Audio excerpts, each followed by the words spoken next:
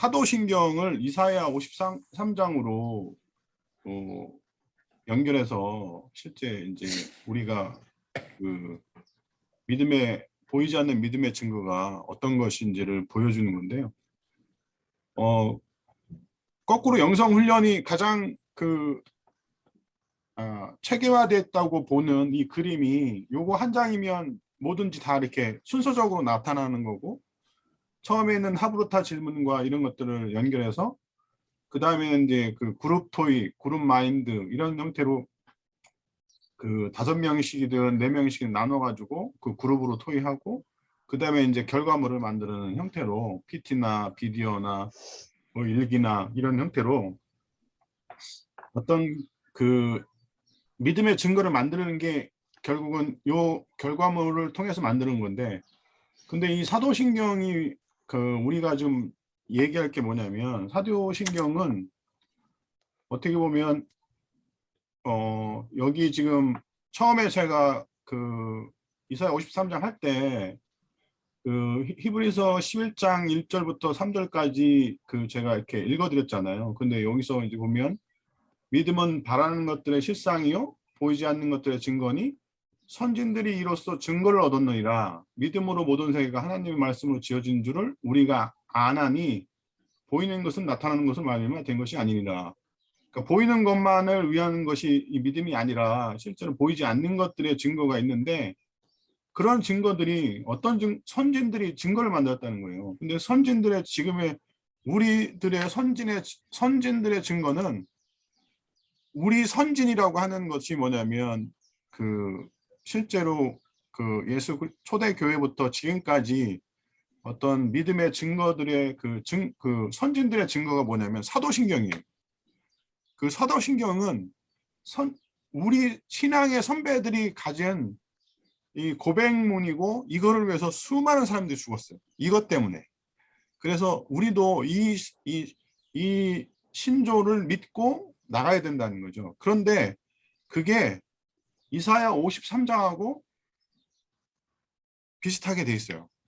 신기하게.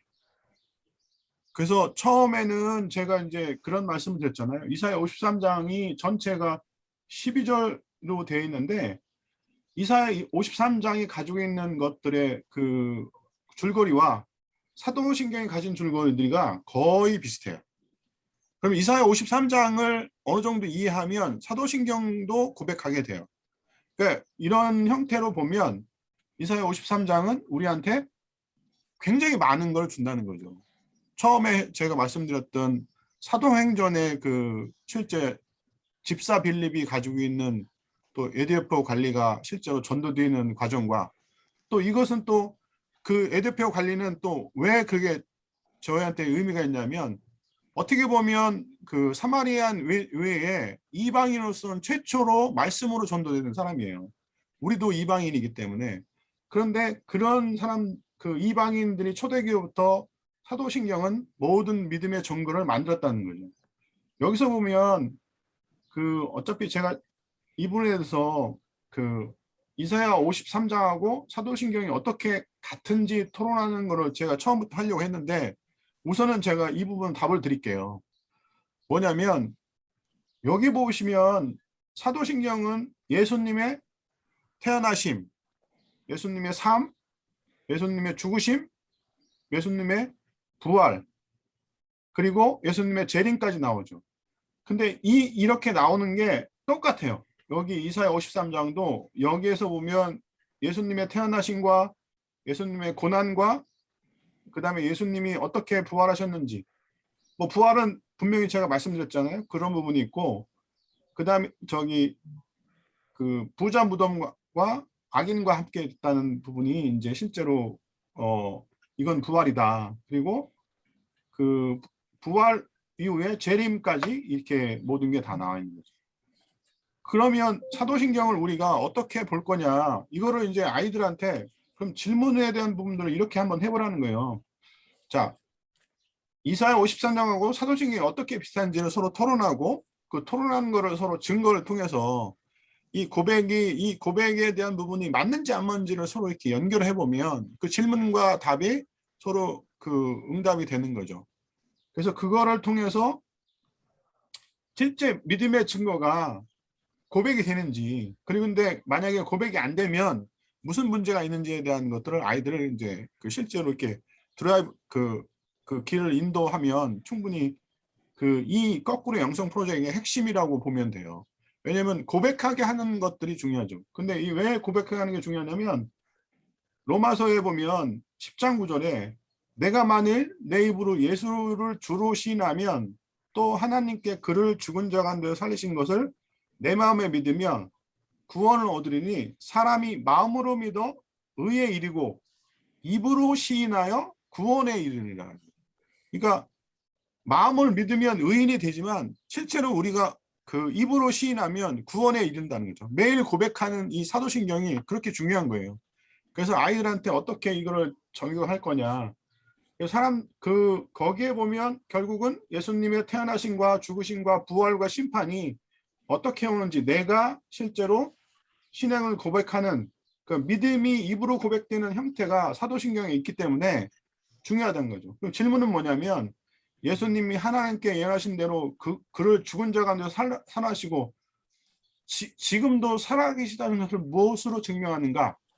또 질문, 여러분은 입으로 예수를 주라 시인하고 하나님께서 그를 죽은 자 가운데서 살리신 것을 입으로 시인하십니까?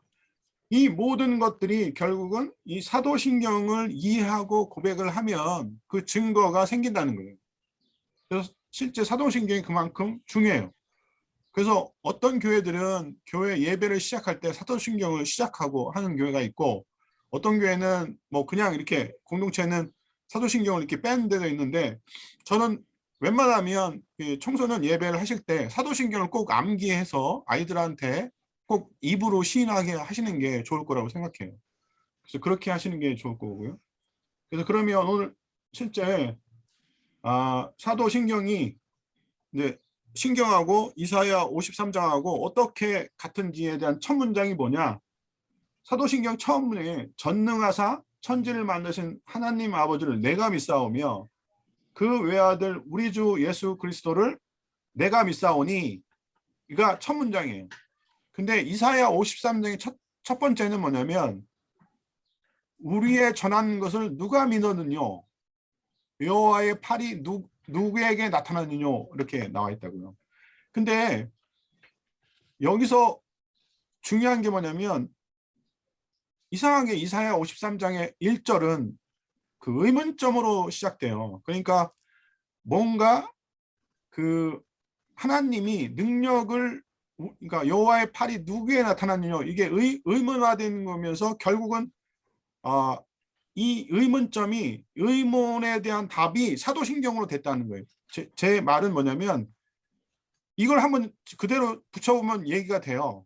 우리의 전한 것을 누가 믿었느냐 여호와의 팔이 누구에 나타났느냐 전능하사 천지를 만드신 하나님 아버지를 내가 믿사오며 이 두 가지가 이렇게 뉘게 나타나는 거 하면서 내가 믿사오니가 연결되는 거예요. 그러니까 결국은 이사야 53장의 첫 번째 질문과 그 사도신경의 첫 번째는 내가 믿사오며 그의 외아들 그러니까 우리의 전한 것은 누구냐면 외아들 예수 그리스도 복음이거든요. 그것을 누가 믿었느냐 내가 믿사오니가 되는 거죠. 그러니까 결국은 이 두 개의 문장이 두 개의 사도신경과 이사야 53장 1장이 서로 질문과 답으로 내가 고백하는 얘기가 되는 거예요. 이거는 뭐 제가 뭐 어떻게 보면 기도하다가 이런 내용을 했는데 그런데 그 여기서 중요한 얘기가 뭐냐면 그 이사야 53장 첫 번째를 그 예수님이 요한복음에서 뭐라고 써 있냐면 제가 읽어볼게요. 이사야 말씀을 이르되 하시며 이르되 주여 우리에게 들은 바를 누가 믿사오며 주의 팔이 누구에게 나타나니까 하였더라. 요한복음에 나타난 것이 그대로 이사야 53장 첫 번째를 인용한 거예요. 근데 그거를 해석한 게 뭐냐면 그들이 능히 믿지 못한 것은 이 때문이니 곧 이사야가 다시 일렀으되 그들의 눈을 멀게 하시고 그들의 마음을 완고하게 하셨으니 이는 그들로 하여금 눈으로 보고 마음으로 깨닫게 돌이켜 내게 고침을 받지 못하게 하려 함이라 하였으라. 그런 다음에 이사야가 이렇게 말한 것은 주의 영광을 보고 주를 가리켜 말한 것이라. 그러니까 지금 이 요한복음 12장 38절 41절은 이사야 53장이 어떤 얘기를 왜 했는지를 이해를 시키고 그 뜻까지 풀어줬어요. 그가 뭐냐면 결국은 이렇게 말한 것은 마지막에 주의 영광을 보고 주를 가리켜 말한 것이다. 예수 그리스도를 말하는 거죠. 그러니까 예수 그리스도의 영광을 나타내기 위해서 이 이사야 53장이 그렇게 말했으니까 결국은 뭐냐면 사도신경에 우리 주 예수 그리스도를 내가 믿사오니가 결국은 그렇게 되는데, 만약 이런 사도신경의 고백이 안 되면 앞단에 나온 그들을 눈을 멀게 하고 완고하게 했다는 이유 때문에 결국은 회개를 못하는 형태가 된다는 거죠. 그러니 결국은 첫 번째 그 절이 엄청나게 중요한 거예요. 이게 그냥 뭐 어떻게 보면 설명하기가 좀 힘든데 이거를 이해시키는 것이 아이들을 통해서 아, 이게 정말로 사도신경이 중요하구나 이렇게 고백하는 형태가 돼야 된다는 거죠. 그리고 그러면 그 다음 절은 제가 그러면 이제 이런 것들이 결국 이제 이사야가 결국은 이 백성을 이사야 43장 21절에 뭐냐면 이 백성은 내가 나를 위해서 지었나니 나를 찬송하게 됩니다. 그러니까 결국은 사도신경이 고백하는 이 내용이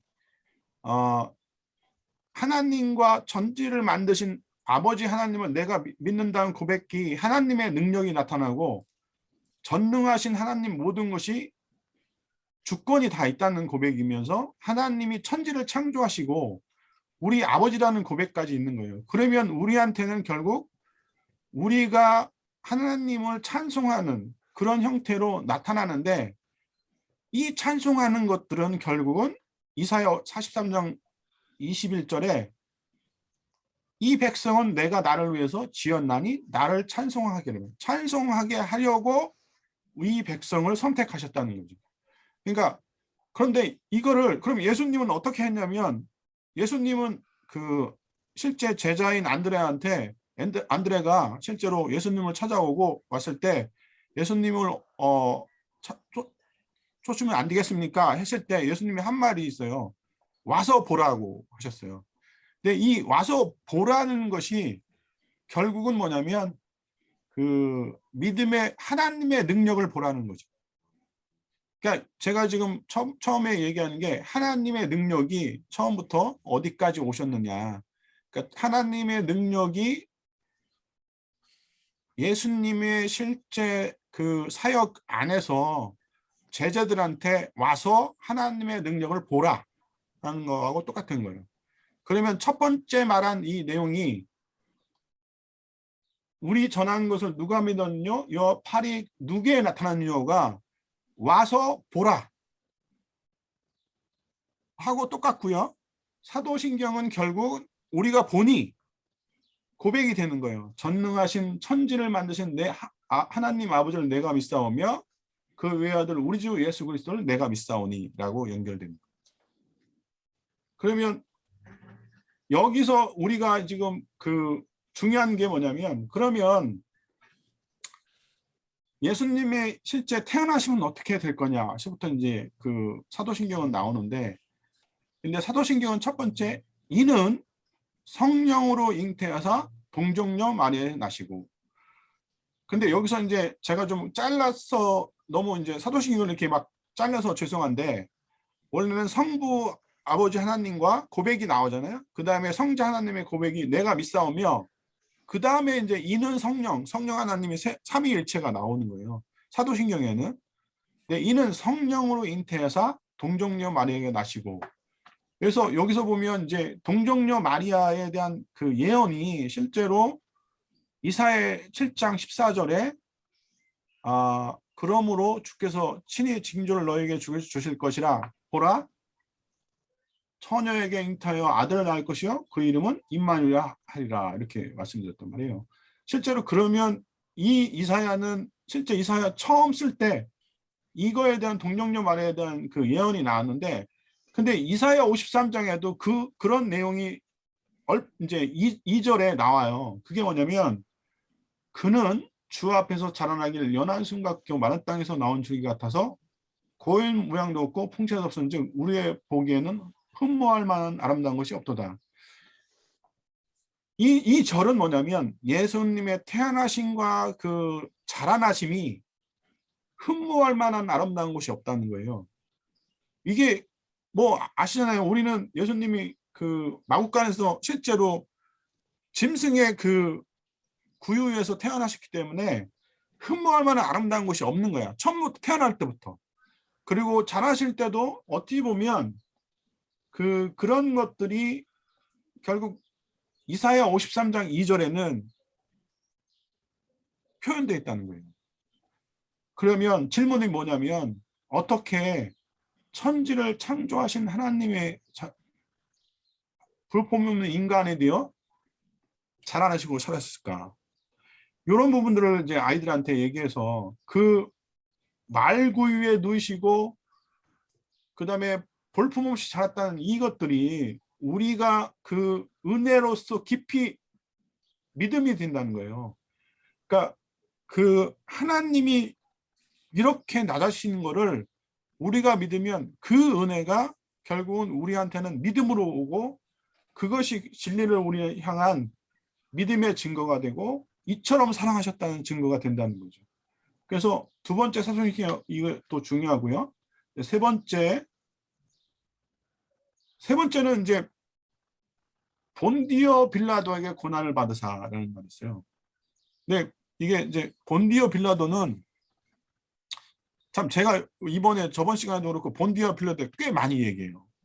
근데 사실 본디오 빌라도는 어떻게 보면 제가 처음에 이거를 그 사도신경을 봤을 때 본디오 빌라도에게 고난을 받은 게 아닌데 왜 사도신경에는 본디오 빌라도에게 고난을 받으셨다고. 그러니까 이게 본디오 빌라도는 어떻게 보면 예수님을 풀어주시려고 했어요. 근데 이스라엘의 그 바리새인들이나 이런 군중들이 예수님을 십자가에 못 박으라고 해서 결국은 본디오 빌라도는 어쩔 수 없이 실제로 십자가에 그 형을 내렸는데 저는 이제 이거를 고민하는 게 뭐냐면 본디오 빌라도가 가지고 있는 생각이 뭐였냐면 그 다음에 이게 중요한 거예요. 그 예수님이 죄가 없다는 것을 알고 있었는데 그러면 반대가 뭐냐면 유대인들이 십자가에 못 박으라는 거예요. 그럼 정과 반이에요. 이게 실제 정은 뭐냐면 그냥 이거는 진리인데 이거는 죄가 없는 건 사실인데 반대는 뭐냐면 십자가에 못 박으라고 한 거야. 근데 본디오 빌라도는 그때 무슨 일을 생각했냐면 그 당시 유대계 풍습에 따라서 죄수를 풀어주는 것을 해서 합의를 유도한 거예요. 이게 무슨 얘기냐면 정반 합의예요. 그 합의라는 건 뭐냐면 내가 진리도 아니고 그 다음에 진리가 선과 악 중에 나는 이 두 가지를 다 사람들한테 합의를 유도해서 이 합의가 진리처럼 모든 걸 이렇게 하는 제도. 그러니까 지금 생각하면 그 군중이나 이런 식의 군중 심리, 민주주의라고 얘기하는 것들이 사실은 어떻게 보면 이거는 뭐 제 생각인데 그럴 수 있다는 거예요. 왜냐하면 사람의 수에 따라서 거수하고 사람의 수에 따라서 합의를 보는 거잖아요. 그거하고 똑같은 거예요. 그래서 본디오 빌라도는 뭐라고 했냐면 바라바를 세우고 너희들이 예수님 대신에 얘를 선택하라 하고 얘기한 거예요. 합의를 유도한 거죠. 결국은 이런 사상이 뭐냐면 헬레니즘 사상이에요.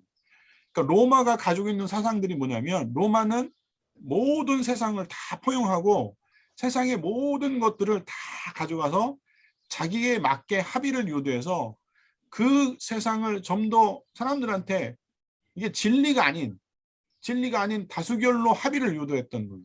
그러니까 그런 세상에서 살았던 본디오 빌라도를 우리 눈으로 보았을 때는 그게 지금 현재 우리가 살고 있는 이 세상에 우리를 얘기하고 있는 거예요. 결국은 뭐냐면 우리에게 고난을 받으사. 그러니까 이사야 53장의 4장 6절에 그렇게 나와요. 그는 실로 우리의 질고를 지고 우리의 슬픔을 당하였거늘 우리는 생각하기를 그는 징벌을 받아서 하나님에게 맞으며 고난을 당한다 하였더라. 그 우리가 우리예요. 저, 여러분. 그 우리가 그런데 우리는 생각하기를 그 우리가 뭐냐면 지금 생각해보세요. 우리는 생각하기를 그는 징벌을 받아서 하나님에게 맞으며 고난을 당한다는 거예요. 그 당시 유대인들이 생각했던 내용들이에요. 그런데 그거를 이사야 53장 4장 6절에 그게 적혀 있어요. 그러면 우리는 이것을 정확하게 알아야 되는 거예요. 아, 폰디오 빌라도에게 고난을 받는 것은 대표성이라는 거예요. 이 헬레니즘에 있는 모든 세상, 이 세상의 모든 것들 어떻게든지 선악과를 따먹은 우리들이에요. 선악과를 따먹으면 어떻게 돼요? 우리 눈으로 선과 악을 구별해요. 근데 우리가 실제 선을 볼 수 있나요? 못 봐요. 어떻게 그러면 유도를 해요? 합의를 유도하는 거예요. 선과 악 중에 합의를 유도해서 악도 아니고 선도 아니고 형태로 합의를 유도하지만 그것은 더 나쁜 악이에요. 결국은 뭐냐면 본디오 빌라도처럼 죄인, 악인을 풀어주는 형태까지 간다는 거죠. 그러니까 이 내용이 그런 사도신경의 그 의의를 정확하게 이해하시면 좋다는 거죠. 그래서 그 다음에 그러면 제가 그 이사야 53장에 그 있는 내용을 이제 잠깐 나눌게요. 그가 찔린 이유가 무엇인지 서로 토론하고 우리 허물과 우리 죄악이 어떤 것인지 그 다음에 우리의 그 죄악이 무엇인지 나눠보고 산자와 죽은 자가 무엇인지를 거기 이사야 53장을 이렇게 다시 보면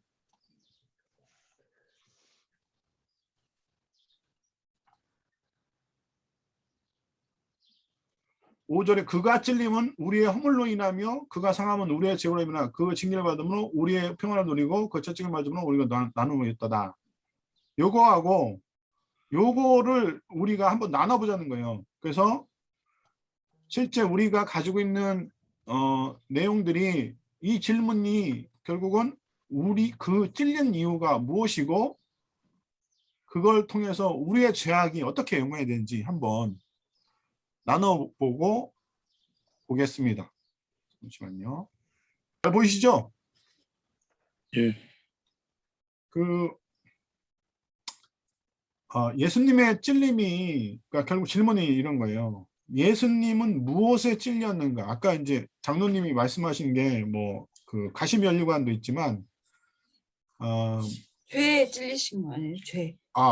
정확하게 뭐냐면 사도신경에는 십자가에 못 박혀 돌아가시고요. 못에 찔리셨네요. 네. 그러니까 우리가 고백을 할 때 그러면 이사야 53장은 우리의 찔림은 이렇게 나오잖아요. 그러니까 우리가 이제 그분의 그가 찔림은이라고 있잖아요. 그러니까 이사야상 5절 6절에 그가 찔림이라고 나온 거는 그럼 우리는 사도신경이 뭐라고 하냐면 십자가에 못 박혀 들어가시는 거예요. 그러니까 고백이 있는 거죠. 그러니까 그가 무엇에 찔렸는가를 우리는 고백하는 거예요. 못이요, 못. 근데 못은 그 나무와 나무를 접촉해서 고정시키는 것에 써요. 저주가 나무에 매달리는 게 저주도 저주지만 그거보다 더 심한 저주가 못에 박힌 거예요. 나무 취급도 보다 못한. 그러니까 사람을 고정시키는 게 못이 아니에요. 이 나무나 일반 그런 것들에 들어가서 나무끼리 이렇게 접촉시키는 건데 그것을 사람한테 썼다는 거예요. 정말로 이거를 생각해 보시면 그 저주가 그런 저주가 없는 거예요. 물론 그 십자가는 틀한 부분이 그런 거 있는데 결국은 우리가 가진 허물 때문에 우리의 죄 때문에 결국은 예수님이 찔림을 당했는데 그 찔림이 지금 이제 곽전사님 말대로 그가 징계를 받으면 우리가 평화를 누리고 그가 채찍으로 우리가 나음을 입었다는 거죠. 그러니까 평화는 마음이고요. 그가 채찍을 받으로 나음을 입었다는 이게 뭐냐면 육체적인 그런 것들이 나중에 회복이 된다는 거예요. 다. 그러니까 이 모든 구절에 우리가 그거를 받았고 그 결과가 어떻게 된다는까지 이미 거기에 다 돼 있는 거예요. 그래서 결론은 뭐냐면 여호와께서는 우리의 죄악을 그에게 담당시키셨다. 그냥 복음의 그 나오기 십자가에 못 박혀 돌아가시려고 하는 말을 이사야 3장 5절 6절하고 그대로 연결시켜서 십자가에 못 박혀 돌아가시고 하면서 그냥 그대로 읽어볼게요. 십자가에 못 박혀 돌아가시고 그가 찔림은 우리의 허물로 인하며 그가 상함은 우리의 죄악으로 인함이라 그가 징계를 받으면 우리가 평안을 누리고 그가 채찍에 맞으면 우리가 나음을 입었도다. 우리는 다 양같아서 그릇되어 각기 제 길로 갔거늘 여호와께서는 우리에게 우리의 죄악을 그에게 담당시키셨도다. 자, 이 두 가지가 사도신경이 이사야 53장과 연결해서 읽어도 무방 없잖아요. 그죠? 그러니까 실제 이 사도신경과 결국은 연결해서 읽어보면 야, 그렇구나. 그냥 그렇게 하셔도 돼요. 사도신경을 이사야 53장 5절과 6절 읽으시고 사도신경하고 같이 붙어서 얘기를 해도 그거는 고백이나 마찬가지인 거지. 그래서 그런 얘기를 진행하시면 좋다는 거예요. 그 다음에 그러면 아까 말씀드렸잖아요. 그가 징계를 받으면 우리는 평화를 누렸다. 그가 채찍에 맞으면 우리가 나음을 입었다. 제가 이제 그 전체적인 이 복음의 얘기를 하는 게 뭐냐면 평화라는 거는 우리가 죄인인데 평화를 입었다는 거예요. 죄인인데 평화를 입었다. 이런 내용이 죄인이면서 죄인이 아닌 것도 아닌데 평화를 입었어요. 그런 제도가 실제로 구약에 있어요. 구약에 어떤 제도냐면 도피성 제도예요. 도피성. 네. 그러니까 도피성을 생각해 보면 죄인이 거기는 뭐 실제로 뭐 그냥 우리가 무지간에 그 죄를 지은 사람들만 가는 건데 많은 죄인들이 그냥 가면 대제사장이 살아있는 동안은 평화적으로 어떤 사람도 그 사람의 죄를 물지 않았어요. 근데 문제는 뭐냐면 제사장이 죽으면 나가야 돼. 도피성이 제사장이 그걸 이미 보증을 하고 있는 거예요. 근데 우리의 대제사장은 하늘에 계셔서 하나님 오른편에 앉아서 지금도 살아계시고 영원히 살아계시잖아요. 우리는 천국의 도피성에 있는 거예요. 그리고 대제사장은 이미 영원히 살아계시기 때문에 영원히 살아신 것을 우리가 믿으면 결국 우리한테 평화가 온다는 거죠. 결국은 이거는 히브리적인 사고로 하나님이 우리를 대신해서 돌아가셨다. 우리의 관점으로 되셔서 우리 대신에 돌아가셨다. 히브리 사상은 항상 그런 생각이 있어요. A와 B를 관점으로 생각해가지고 서로 그 차이를 이해를 시키면서 서로 질문과 답을 하는 게 하브루타예요.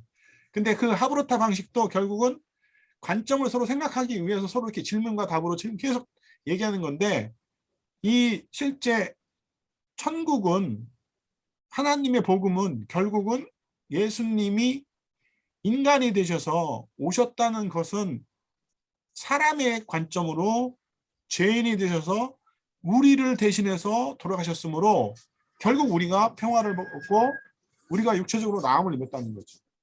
모든 것이 그게 복음이라는 거죠.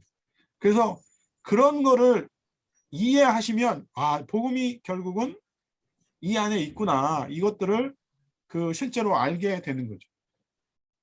그러면 여기서 보면 이제 그 다음 구절이에요.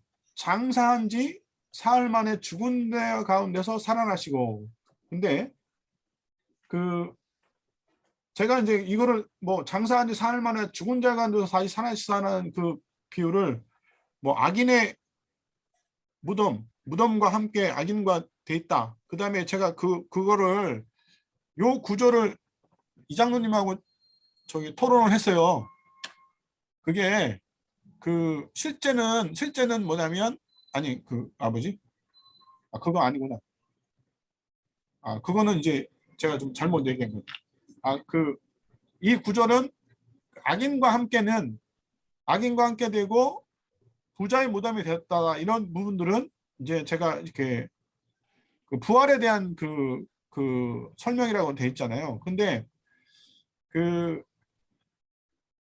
결국 그거를 보증하는 일, 부활을 보증하면서 계속 살아시겠다는 것을 보장하는 게 이사야 53장 10절하고 12절에 그 여호와께서 그로 상함을 받게 하시기를 원하사 질고를 당하였은즉 그 영혼을 속건제물로 드리기에 이르며 그가 씨를 보게 되며 그날은 길 것이요 그의 손으로 여호와의 뜻을 성취하리다. 자, 장사하는 사람은 죽은 다시 살아나신 것은 여호와의 뜻이 성취가 된 거예요.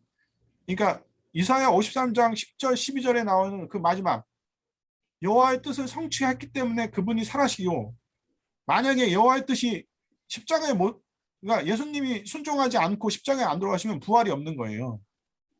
그러면 결국은 여호와의 뜻을 성취하였고 부활하셔서 그분의 날, 그 시 성령이 임재한 사람들이 엄청나게 많아지면서 그 영생을 누리는 사람들이 많아지는 그 씨를 보게 된다는 뜻이고, 그 사람들이 결국 영생을 누리고, 그런 이유는 뭐냐?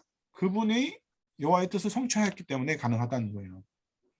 그런 것을 우리는 뭘로 고백을 하냐면 빈 무덤으로 고백을 해야 되는 거예요. 그래서 장사한 지 사흘 만에 죽은 자 가운데서 다시 살아나서, 그러면 이제 제가 뭐 악한 자 되고 그다음에 이제 부자의 무덤이라고 얘기하면 뜻이 너무 이렇게 하니까 빈 무덤에서 다시 살아나시다 이렇게 하시면 돼요.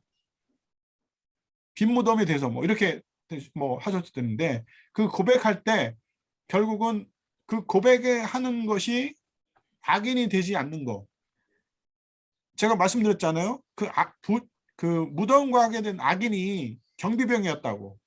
그 경비병은 결국은 부활을 거짓 증인을 해서 악인이 된 거니까 우리는 부활에 대한 고백을 하면 악인이 안 된다는 거. 그 믿음으로써 의인이 된다는 것을 이해하시면 돼요.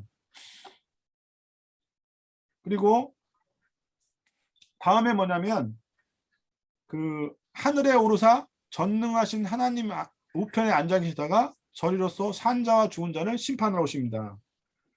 그 여기서 그 하늘에 오르사 전능하신 하나님 우편에 앉아 계시다가, 이게 그 실제로 이제 사도신경이 성경적이다는 이유가 뭐냐면 이게 실제로 성경에 나와요.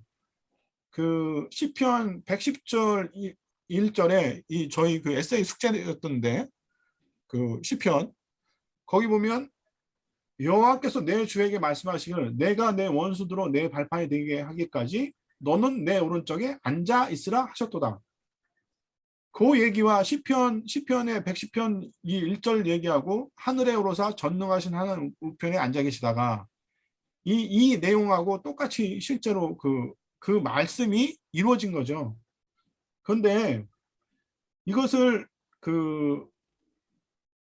여기서 보면 이제 그 디모데후서 4장 1절부터 4절까지 이게 좀 그 전에 얘기할 게 뭐냐면, 그 다음에 이제 저리로서 산 자와 죽은 자를 심판하러 오시리다 한 게, 그러면 저희로서 산 자와 죽은 자를 심판으로 오신다는 것은 미래에 대한 예언인데 우리가 그 믿음을 가지고 있는 건데, 그러면 산 자와 죽은 자는 어떤 사람인가? 그 산 자와 죽은 자에 대한 것들이 누구이며 또 죽은 자는 누구인가? 이것을 이제 질문으로 저희가 한 거예요. 근데 그 사도신경의 산 자와 죽은 자는 이사야 53장에 의롭게 된 사람과 아닌 사람, 여기서 보면 그 이사야 53장 11절에 이렇게 나와 있어요. 그가 자기 영혼에 수고한 것을 보고 만족히 여길 것이라. 나의 의로운 종이 자기 지식으로 많은 사람들의 의롭게 하며 또 그들의 죄악을 친히 담당하리라. 여기서 많은 사람을 의롭게 하며, 의롭게 된 사람이 산자예요.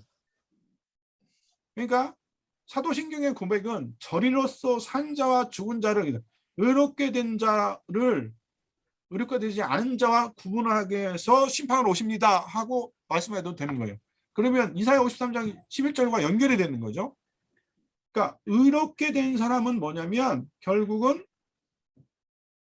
예수님을 믿어서 칭의를 받은 사람. 칭의를 받은 사람은 결국은 의인이 되는 거죠. 근데 예수님을 믿지 않고 다른 것을 믿는 사람들, 세상 것을 믿는 사람들은 결국은 악인이 되는 거예요.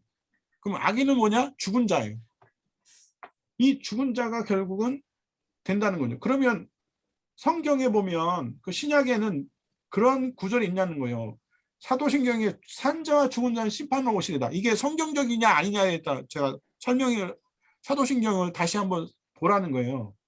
디모데후서 4장 1절 4절에 뭐라고 써 있냐면 하나님 앞과 살아있는 자와 죽은 자를 심판하실 그리스도 예수 나와 있잖아요. 디모데후서 4장 1절 4절에 1절에 그게 나와 있어요. 결국은 신약에 보면 신약의 고백이 이 사도신경의 고백은 성경에 나와 있는 것을 그대로 고백을 하는 거예요. 그런데 디모데후서 4장 1절 4절부터 그러면 그 내용 후에 살아있는 자와 죽은 자를 심판하시는 그리스도 예수 앞에서 그가 나타낼 것과 그의 나라를 두고 엄히 명하노니 너는 말씀을 전파하라. 때를 어떤지 못 얻었든지 항상 힘쓰라. 범세 오르창과 가르침으로 경책하며 경계하며 권하라. 이게 성령의 열매예요. 성령의 열매를 가진 사람들은 악인이 아니고 의인이고, 그러니까 의인은 성령의 열매가 나오는 거죠. 그러니까 그 사도신경이 얘기하고 있는 고백은 결국은 뭐냐면 우리가 그렇게 사는 거예요. 어떻게 사냐? 말씀을 전파하고 때를 얻든지 못 얻든지 항상 힘쓰라는 거예요. 제가 지금 여러분들한테 말씀드리면 전파하는데 힘을 쓰라는 거예요. 내 것을 내가 내 안에서 가지고 그냥 나만 구원받겠다 하는 사람들은 성령의 열매가 없는 거예요. 어떻게 보면 성령의 열매는 계속 드러나려고요. 복음을, 빛은 드러나게 돼 있어요. 그러니까 계속 드러나셔서 항상 힘쓰고 오래 참고 가르쳐라는 거예요. 그리고 경책하라.